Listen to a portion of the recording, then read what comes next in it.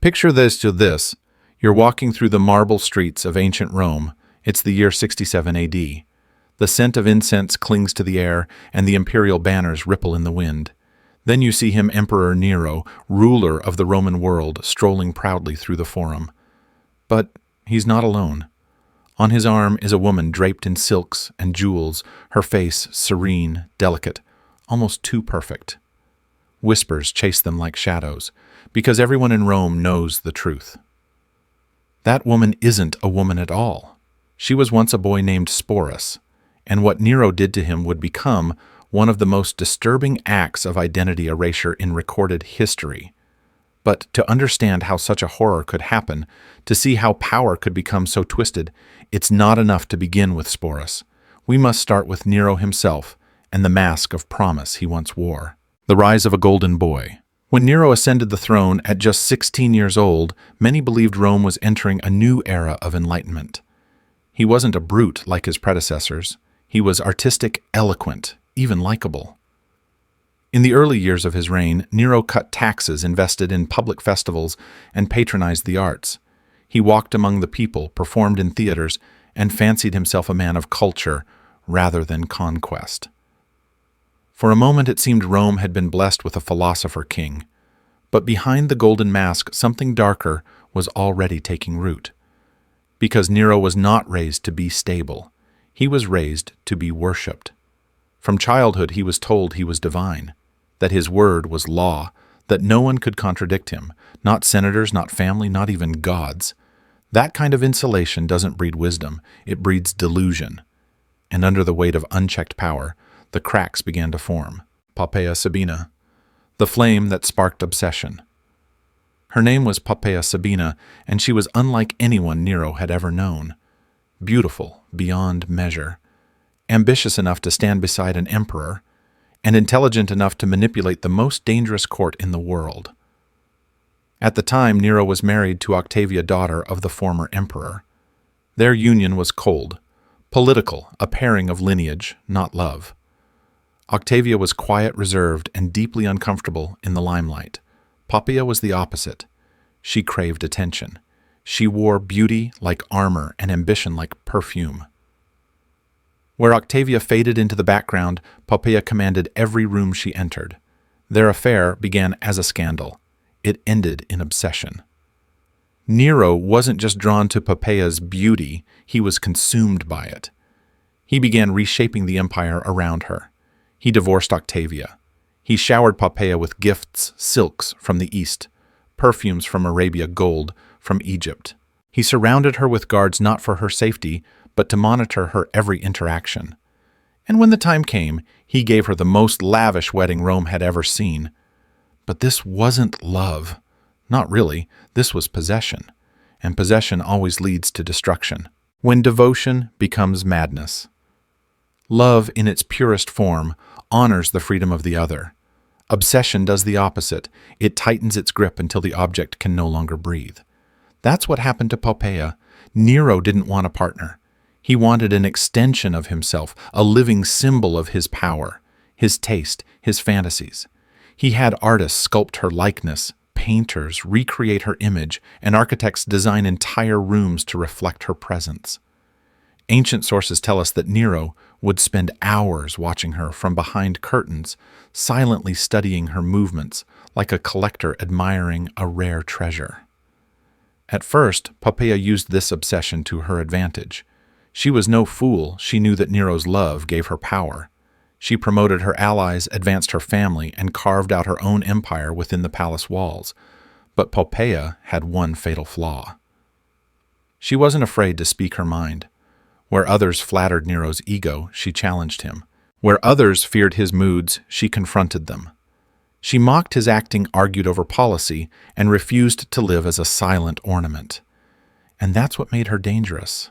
Because absolute power doesn't tolerate confrontation, not even from the one you claim to love. The shattering moment. It happened in 65 AD. The details vary. Some say it was a trivial argument about Nero's theatrical performances. Others say she scolded him for arriving home late from the chariot races. One account claims she questioned whether he cared more about fame than family. But what they all agree on is this: Poppaea was pregnant, and Nero lost control. Some say he kicked her in the stomach.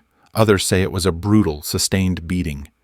Either way, she died along with their unborn child. And in that moment, the most powerful man in the known world, a man worshipped as a god in the East, realized that he had destroyed the one thing he couldn't replace. He fell apart.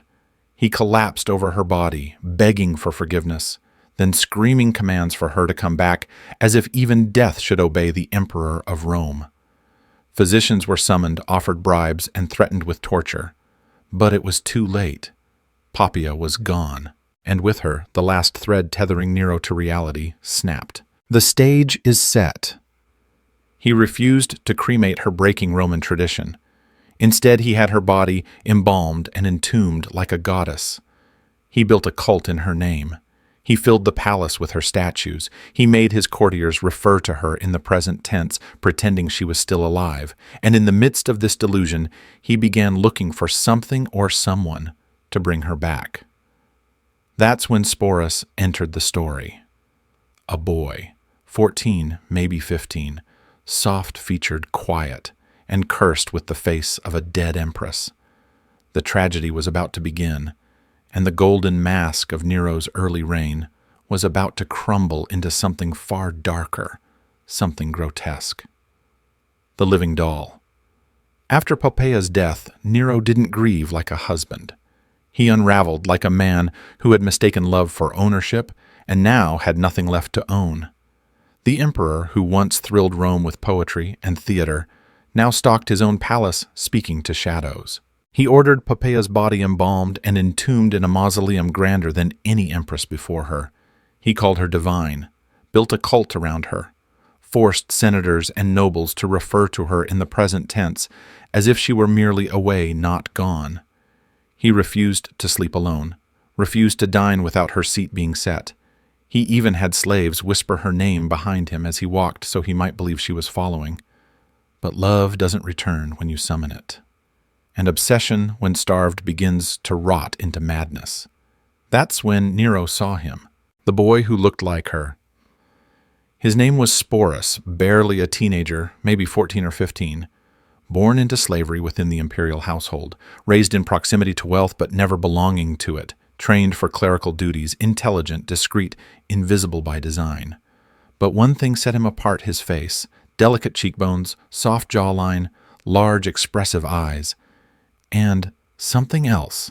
Something Nero saw immediately. He looked like Poppaea, uncannily so, uncomfortably so.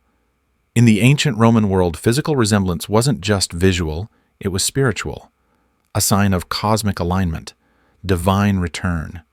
And for a man who had already convinced himself that Poppaea was a goddess, Sporus appeared not as a coincidence, but as a gift from the gods. The emperor stared, and Sporus's life, his real life, his future, ended in that moment. A divine fantasy reborn. Nero didn't want Sporus, he wanted Poppaea back, and if the gods wouldn't bring her to him, he would force the world to cooperate. At first, the transformation was symbolic: fine clothes, jewelry once owned by the dead empress, makeup to soften the boy's features, perfume on his skin, gold combs in his hair. Then came the decree that would alter history. Sporus would no longer live as a man. Nero ordered the palace physicians to do the unthinkable: perform surgery to erase Sporus's masculinity, to remake him not just as a woman, but as Poppaea reborn. In a world without anesthesia, antibiotics, or surgical precision, the act wasn't just violent, it was monstrous. The procedure would have been carried out with crude instruments in blood-soaked silence, held down by guards, his screams ignored, no consent, no escape. This wasn't transformation, it was erasure. A boy made into a ghost, a human body sacrificed to sustain a madman's grief. The creation of a living doll recovery would have taken weeks, maybe months. And when Sporus emerged, it wasn't into freedom, but into a stage far more terrifying. He was now Sabina, the empress reborn, and Nero intended to make it official. He announced a wedding, not a quiet union, not a hidden affair, a full imperial wedding ceremony complete with vows, legal contracts, and a reception attended by Rome's elite. The palace seamstresses designed gowns tailored to Sporus's post-surgical body. Jewels once worn by Poppaea were resized and reset. Cosmetic artists taught him how to paint his face to appear more feminine: rouge for the cheeks, kohl for the eyes, powder to soften angles. Voice tutors worked to raise his pitch, train his speech, erase his cadence. Etiquette masters drilled him on how to walk, how to stand, how to smile like her, how to sip wine, how to turn his head at the perfect angle, how to become a mirror for a dead woman's memory. This wasn't performance. It was a full psychological demolition. Each lesson was a nail in the coffin of who Sporus had once been. Each compliment a reward for how convincingly he played a role that had never been his to choose. The wedding that shamed Rome. The day came. Rome watched in stunned silence as its emperor married a teenage boy who had been surgically remade to resemble his dead wife. The ceremony took place in the imperial palace walls, draped with crimson cloth torches. Flickering musicians playing the same songs performed at Nero's previous wedding to Poppaea. Guests offered congratulations with trembling voices, their smiles thin as paper. No one dared refuse the invitation. No one dared object. In Nero's eyes, he wasn't marrying Sporus. He was correcting history, undoing tragedy, commanding the gods themselves to submit to his will. Sporus, dressed in silks, draped in gold, stood beside him in silence, holding the emperor's hand. They joined fingers, shared sacred bread, signed official documents. It was done. Rome's new empress had been born. A palace made of mirrors. From that moment forward, Sporus lived not as himself, but as a fiction. He was given a royal household, a staff of servants, his own retinue, transportation, and wardrobe. He sat beside Nero at public banquets, accompanied him to theaters and temples, received foreign envoys as if he were Poppaea returned. But inside, the boy was breaking. Because behind every curtain, in every mirror, in every word spoken in her name, Sporus knew the truth. He wasn't real to Nero. He was an echo, a living doll designed to fill a void that no human being could ever satisfy. Ancient sources suggest Sporus learned to survive through absolute obedience and careful anticipation. He studied Nero's moods, learned what words calmed him, what glances pleased him, what gestures soothed his rage. He performed the role perfectly. But perfection is a prison. And behind the mask, the boy became quieter, more withdrawn, haunted. Performance without exit. Even in private, Nero never called him Sporus. He was always Sabina, always my wife. He would reminisce about memories Sporus had never lived, describe past events that weren't real, and expect Sporus to nod, to smile, to answer as if he remembered. This wasn't just delusion, it was psychological possession. Sporus's very existence became a battleground between reality and Nero's fantasy. Every mistake, every hesitation was dangerous. A wrong word could mean exile, or worse. So he perfected the lie, made it airtight. He didn't just act like Poppaea, he became her, because to do anything else was to die. The madness deepens. For over 2 years this charade endured. Then Nero decided to take his wife abroad. In 66 AD, the emperor traveled to Greece, obsessed with competing in artistic festivals. He brought Sporus with him, dressed as a woman, adorned in royal silks as his official consort. Greek audiences watched in stunned disbelief as Rome's emperor paraded his empress through the streets. To some it was a spectacle, to others blasphemy. But no one could look away. Nero was losing control, and everyone knew it. But still Sporus played his part. He smiled, he bowed, he endured, because the lie had no exit, no door, no escape, until the empire itself began to collapse. The end approaches. Back in Rome, rebellion was brewing. Senators plotted, generals turned, the Praetorian Guard, the emperor's own protectors abandoned him. By 68 AD, Nero was declared a public enemy. He fled the city with a handful of loyalists, including Sporus.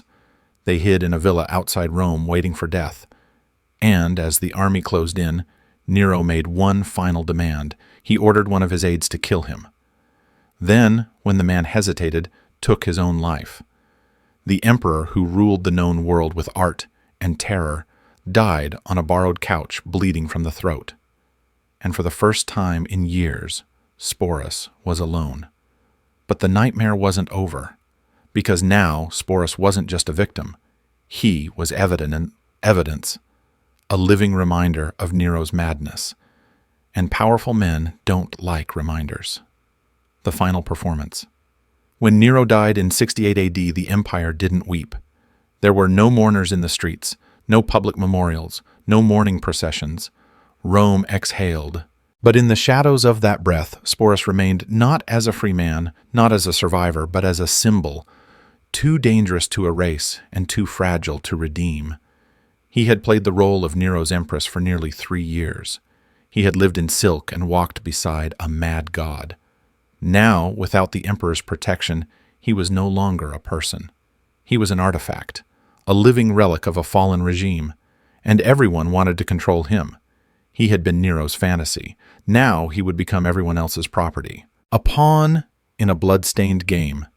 In the chaos that followed Nero's suicide, the Roman Empire plunged into what would later be called the Year of the Four Emperors, a violent struggle for control that left the streets of Rome soaked in blood and fear.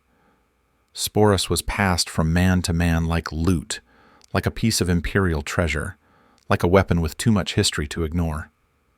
First came Nymphidius Sabinus, a commander in the Praetorian Guard. He took Sporus into his household, treating him as Nero had, dressing him in women's clothing, calling him Sabina, and parading him as a trophy. But Nymphidius didn't last long. When his claim to the throne collapsed, he was killed by his own soldiers.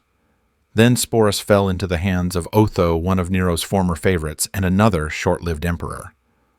Otho too treated Sporus as a companion, echoing the fantasy that had begun in the palace halls of Nero. But the most dangerous came last Vitellius, a brutal general who seized power by force and ruled like a butcher. Vitellius wasn't content to keep Sporus as a private token of power. He wanted to turn him into a spectacle, from empress to entertainment. The Colosseum in ancient Rome was not merely an arena, it was a stage for the darkest instincts of empire. There men were torn apart by lions for applause. Criminals were crucified for entertainment. And in its blood-stained dust, emperors played out their mythologies before the screaming approval of the mob. Vitellius planned to use Sporus in one of these public performances. A reenactment of the myth of Proserpina, the goddess of spring, who was kidnapped, dragged into the underworld, and violated by Pluto.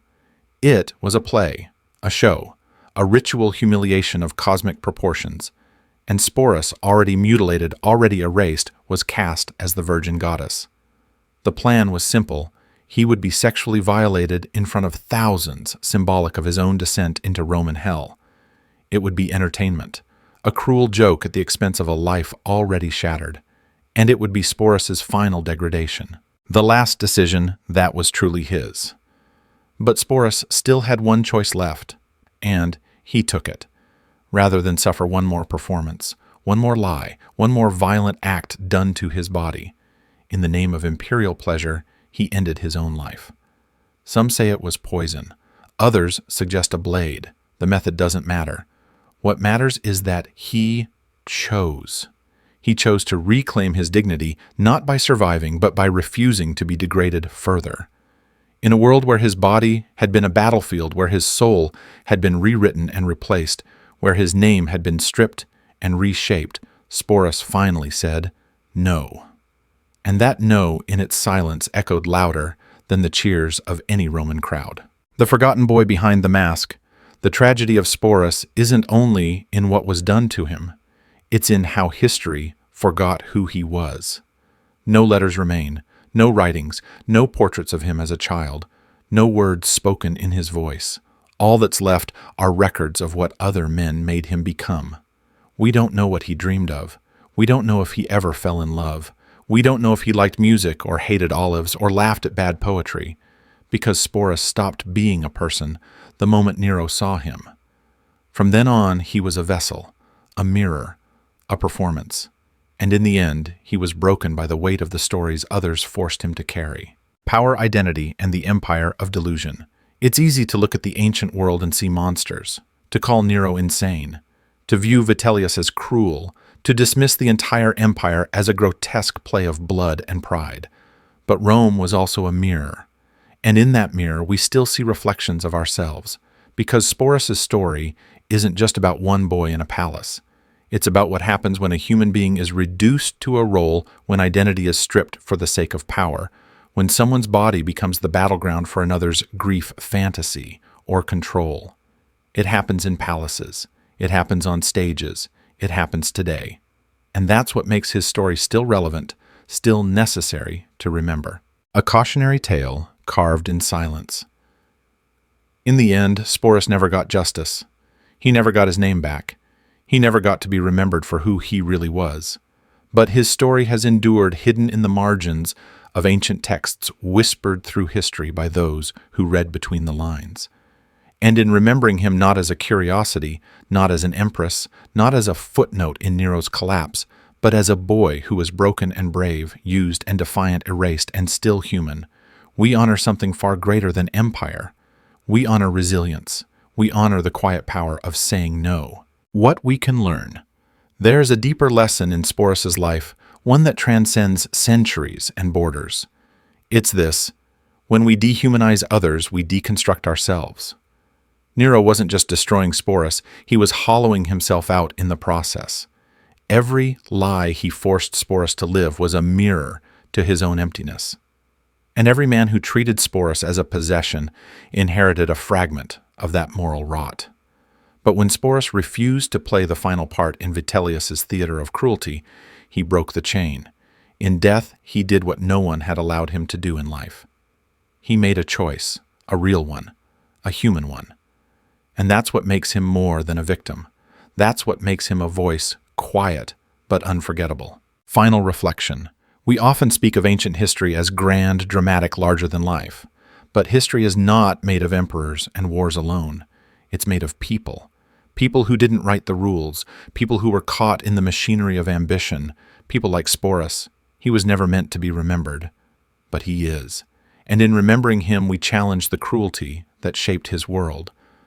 We recognize the cost of unchecked power, the fragility of identity, and the sacredness of choice.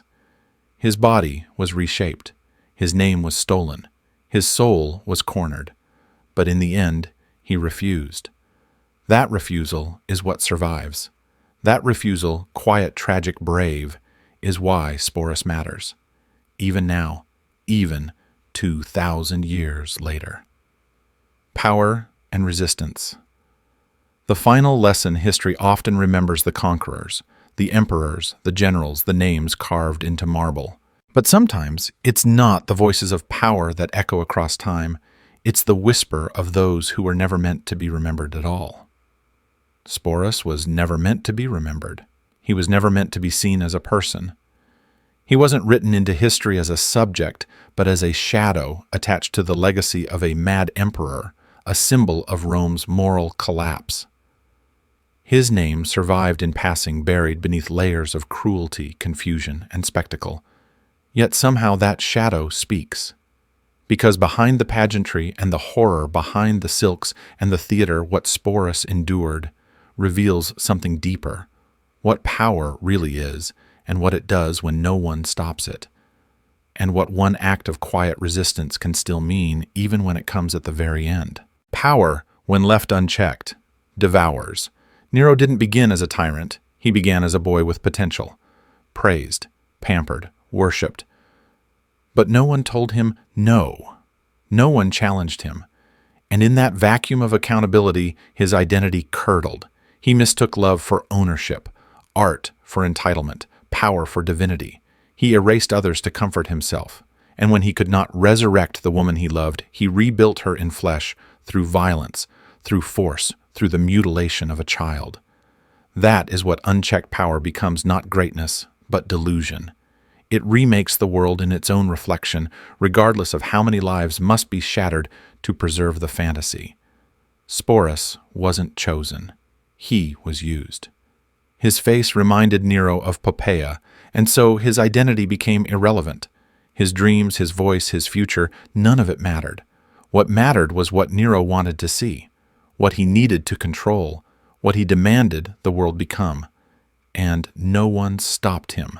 Not the Senate, not the palace, not the gods, because in Rome, as in many places in history, power didn't have to answer to truth. It only had to maintain its illusion. Identity as a battlefield. The story of Sporus is not just a Roman tragedy.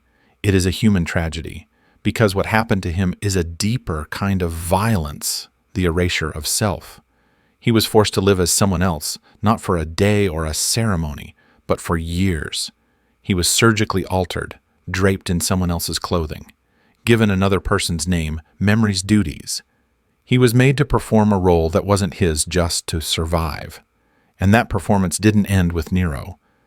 Even after the emperor died, Sporus was passed along like a cursed artifact, used by other powerful men who saw him not as a human being, but as a symbol, a prop, a reminder of power's strange seduction. No one ever asked him who he was.